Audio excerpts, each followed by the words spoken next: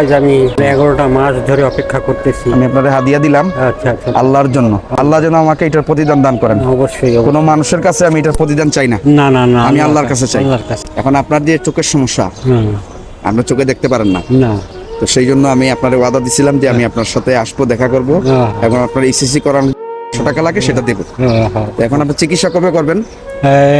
শনিবারে আমার অপারেশন হবে, রবিবারে তুমি আমাকে অপারেশন অবস্থায় পাইবা। ইসিজি করা লাগবে ওই 24 ঘন্টা আগে ইনশাআল্লাহ। এই শনিবার না বাবা, আবার এই শনিবার ধরে রাখো না, এটা আজকে তো শনিবার না, এই সামনের শনিবার। সামনের শনিবার ইনশাআল্লাহ কোনো কথার নড়চড় হবে না। ঠিক আছে, আমি কি এখন আপনার টাকা দিয়ে দিব? টাকা দিলে খুব ভালো হয় বাবা। ডাক্তার মুস্তাফিজুর রহমান তিনি অপারেশন করবেন আর কি।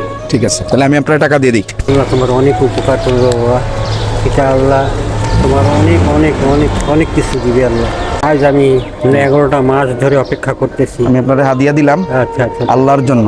আচ্ছা আচ্ছা, আপনি আমার জন্য দোয়া করবেন, আল্লাহ যেন আমাকে এটার প্রতিদান দান করেন। অবশ্যই। কোনো মানুষের কাছে আমি এটার প্রতিদান চাই না, না না না, আমি আল্লাহর কাছে চাই। আল্লাহর কাছে।